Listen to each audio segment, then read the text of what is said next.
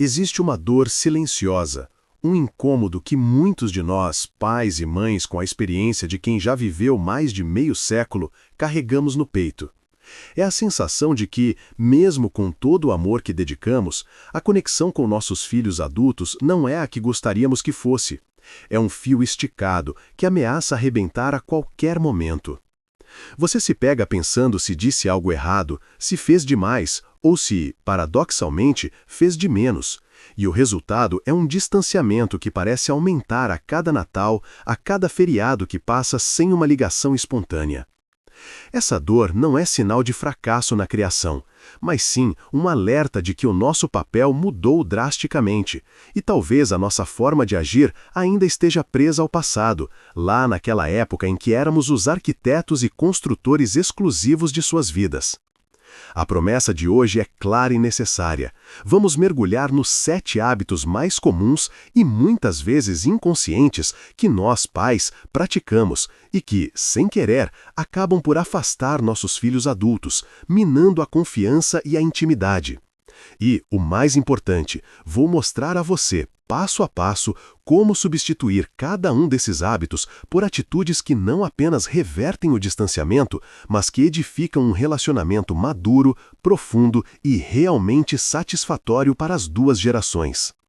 Nós envelhecemos e nossos filhos cresceram, mas a dinâmica emocional muitas vezes insiste em permanecer a mesma, como se o nosso cérebro ainda esperasse a permissão para dar as ordens e o deles ainda esperasse a obediência cega. É preciso reconhecer que o amor incondicional que oferecemos pode, por vezes, vir acompanhado de uma condição invisível, um pequeno manual de instruções de como eles deveriam viver, amar e se organizar para que nós nos sintamos seguros e validados em nossa função parental. O problema é que, para um adulto que está no pleno exercício de sua autonomia, essa condição soa como desrespeito à sua jornada, uma anulação do seu esforço em construir a própria identidade e o seu próprio lar. O contexto dessa fase é a busca pela individuação plena por parte do filho adulto, um processo psicológico complexo, onde ele precisa de fato se diferenciar do sistema familiar original para se sentir completo e autossuficiente no mundo. Isso não significa que ele nos rejeita, mas sim que ele está ativamente buscando a fronteira entre o que é dele e o que é nosso, e ele precisa que essa fronteira seja respeitada para que ele se sinta seguro em voltar, em se conectar, mas agora como um adulto que escolhe estar ali, e não como uma criança que é obrigada a comparecer. A nossa dificuldade reside em fazer o luto dessa parentalidade da fase infantil e adolescente, abraçando a nova fase de consultor ou conselheiro emocional, em vez do antigo papel de gestor da vida deles. A psicologia familiar, em diversos estudos sobre a teoria da diferenciação do self, de Murray Bowen, mostra consistentemente que quanto maior a pressão por conformidade dentro da família de origem, maior a tendência do filho adulto se afastar emocionalmente e fisicamente para reduzir a ansiedade. Ou seja, quanto mais tentamos consertar ou direcionar a vida deles para que se encaixem no nosso ideal, mais eles sentem a necessidade de criar uma distância segura, não por falta de amor, mas por uma necessidade instintiva de sobrevivência emocional e de desenvolvimento do seu próprio senso de identidade. Eles precisam de espaço para cometer os próprios erros e, mais importante, para os próprios erros, sem a sombra de um resgate ou de uma crítica que os faça regredir ao papel de criança incapaz. Vejamos o exemplo de Ana. Ana, com 35 anos, era uma profissional bem-sucedida, mas sua mãe, Dona Lúcia, tinha o hábito constante de ligar para perguntar sobre o casamento, o trabalho e a casa, sempre concluindo com uma sugestão não solicitada. Você deveria ter aceitado aquele outro emprego, era mais seguro. Ou, seu marido não está te ajudando o suficiente com as crianças, você precisa impor limites, eu sei como fazer. Ana, sentindo-se constantemente avaliada e diminuída, começou a reduzir as chamadas de ânimo leve para conversas curtas e tensas, até que as ligações se tornaram um peso. Dona Lúcia interpretava isso como ingratidão e frieza, sem perceber que o que Ana rejeitava não era a mãe, mas sim o constante estado de avaliação e a invasão do seu papel de adulta responsável. Ela precisava de uma mãe que fosse um porto seguro, não um júri. A perspectiva transformadora que precisamos adotar é a mudança de foco do controle para a conexão. O nosso amor deve se manifestar como um apoio inabalável à pessoa que ele ou ela se tornou, e não como um esforço contínuo para moldá-lo de volta à pessoa que achamos que ele deveria ser. O novo papel é o de um patrocinador emocional, alguém que oferece recursos como escuta, validação e acolhimento, e não mais um gerente de projetos que exige relatórios e revisões a cada passo da vida deles. Essa mudança de mentalidade é a chave para reverter qualquer distanciamento e construir a amizade profunda que é possível ter com um filho adulto. Agora, vamos aos 7 hábitos específicos que minam a relação e, em seguida, a estratégia prática de como reverter cada um deles, pavimentando o caminho de volta para um relacionamento de confiança mútua e respeito. O primeiro hábito destrutivo é a crítica constante disfarçada de ajuda. É aquele comentário que começa com "eu só digo isso para o seu bem" e termina com uma avaliação negativa sobre as escolhas de carreira, finanças, parceiro ou métodos de criação dos netos. Esse hábito é insidioso porque vem embrulhado em amor, mas o que o filho adulto ouve é uma mensagem clara: "eu não confio na sua capacidade de tomar boas decisões e você está fazendo errado." Ele ativa o antigo estado de criança da análise transacional, fazendo-o sentir-se infantilizado e incompetente, e a reação natural a isso é o afastamento defensivo. A reversão desse hábito exige o desenvolvimento da válvula de silêncio e da validação. O novo hábito é: quando seu filho ou filha trouxer um problema, o primeiro passo deve ser sempre um reflexo de escuta e validação.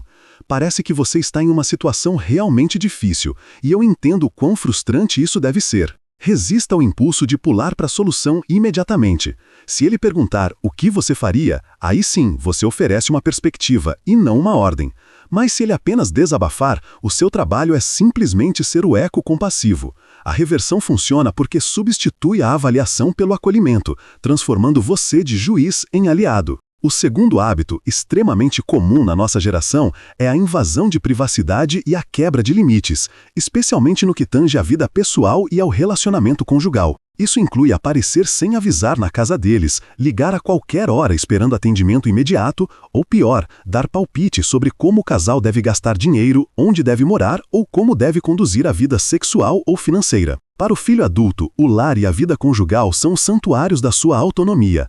Ter esses limites ignorados é sentir que a sua identidade adulta ainda está sob escrutínio e controle parental, o que causa uma enorme sensação de sufocamento. Para reverter isso, o novo hábito é: você não ligaria para o seu vizinho às 6 da manhã de um sábado para perguntar se ele lavou a louça. Você avisaria antes de visitá-lo. Você não o questionaria sobre as finanças. Aplique essa mesma regra de urbanidade e respeito. Pergunte: é um bom momento para conversarmos? Antes de despejar a sua necessidade. Respeite os horários de visita estabelecidos e, crucialmente, nunca se intrometa em discussões ou decisões do casal, a não ser que ambos explicitamente peçam sua mediação. Ao se comportar como um vizinho respeitável, você estabelece que o seu relacionamento é baseado em respeito mútuo e não em posse, o que paradoxalmente os fará querer estar mais perto. O terceiro hábito que cria cicatrizes profundas é a comparação destrutiva, seja com um irmão, um primo ou um colega bem-sucedido que você viu no noticiário. O clássico é: seu irmão já conseguiu a promoção, por que você ainda está esperando?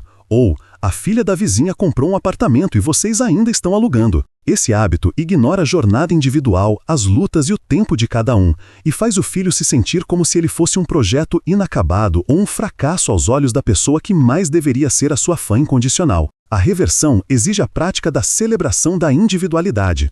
O novo hábito é: sempre que o impulso de comparar surgir, substitua-o por uma pergunta genuína sobre o da vida dele.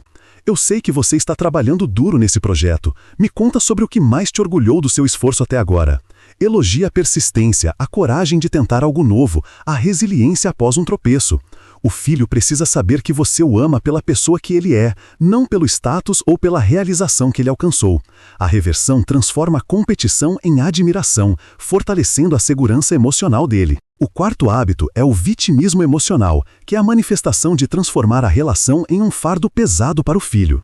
Isso acontece quando nós pais usamos a culpa, a doença ou a solidão como ferramentas para manipular a presença e a atenção deles. Frases como: "eu me sacrifico tanto por você e é assim que você me retribui?" Ou "eu não tenho mais ninguém, se você não vier, eu ficarei sozinho e doente." São formas de chantagem emocional que, ao invés de aproximar, criam uma aversão e um senso de obrigação tóxica. O filho, neste cenário, não visita por prazer ou amor, mas por medo e culpa. E o resultado é uma visita tensa e cheia de ressentimento que ele tentará evitar na próxima vez. O antídoto para isso é o cultivo da autossuficiência emocional. O novo hábito é: mostre ao seu filho que sua vida é rica, interessante e feliz. Invista em seus próprios hobbies, faça novas amizades, viaje, aprenda. Quando você ligar para ele, não ligue para algo, presença, atenção, dinheiro, mas sim para algo interessante que você fez. Quando o filho percebe que a presença dele não é a única coisa que te mantém vivo, ele sente alívio e pode se aproximar de forma genuína, porque o seu relacionamento com ele se torna um bônus e não uma obrigação vital. O quinto hábito que cria distância é a projeção de sonhos não realizados. É o fenômeno onde o pai ou a mãe tenta inconscientemente viver através da vida do filho, empurrando-o para carreiras, estilos de vida ou até mesmo relacionamentos que eram os seus próprios desejos frustrados na juventude. Eu sempre quis ser médica, você tem que tentar de novo o vestibular. Ou, o seu avô deixou a empresa, você tem a obrigação de assumir. Isso nega a vocação e o destino do filho, transformando-o em um mero ator em um roteiro escrito por outra pessoa. Ele se sente como uma extensão e não como um indivíduo completo. A reversão desse ciclo é o endosso incondicional da autonomia. O novo hábito é: pergunte, o que te faz sentir vivo? O que faria você levantar todos os dias com entusiasmo, mesmo que eu não entenda totalmente o caminho? O seu papel é se tornar o cheerleader delas, mesmo que elas sejam diferentes das suas. Se ele quiser ser um artista, o seu apoio deve ser: como posso te ajudar a organizar seu ateliê, em vez de quando você vai arrumar um emprego de verdade? Lembre-se, a sua maior alegria deve ser vê-lo feliz não no para ele. O sexto hábito, que é quase automático para quem está acostumado a liderar, é o hábito de saber mais ou a micromanagement crônica. É a incapacidade de aceitar que o filho adulto pode ter métodos diferentes e ainda assim alcançar o sucesso. Você insiste em dar instruções detalhadas sobre como dobrar a roupa, como cozinhar o macarrão, como educar os netos ou como negociar com o chefe, mesmo quando não é solicitado. Esse comportamento, que vem da nossa experiência, é percebido pelo filho como a anulação da sua inteligência e da sua experiência prática. O antídoto é a prática da confiança. O novo hábito é: quando você vê seu filho ou filha fazendo algo de um jeito diferente do seu, respire fundo e diga a si mesmo: ela é uma adulta capaz e ela vai resolver isso. Seu mantra deve ser: eu confio em você. A menos que haja um risco real de dano físico ou financeiro grave, a sua opinião deve ser mantida em reserva. Quando ele pedir um conselho, diga: você já pensou em X ou Y, mas no final das contas, você é quem melhor conhece a situação. Demonstre que a confiança é mútua. A libertação do microgerenciamento cria um alívio imenso e faz com que o filho se sinta visto como um colega e não como um subordinado. E o sétimo e último hábito que sutilmente afasta é a resistência à mudança da sua identidade parental. É a dificuldade de aceitar que você não é mais a figura central e onipotente da vida deles, e que o relacionamento deles com a família do cônjuge ou os novos amigos podem ser tão ou mais importantes em certos momentos. É não aceitar que o seu filho casou e que a sua primeira lealdade agora é com o seu parceiro ou parceira e com a nova família que ele está construindo. Essa resistência se manifesta em ciúmes, em críticas veladas ao cônjuge ou em exigências de presença que competem com os compromissos da nova família. A estratégia final de reversão é a celebração do círculo expandido.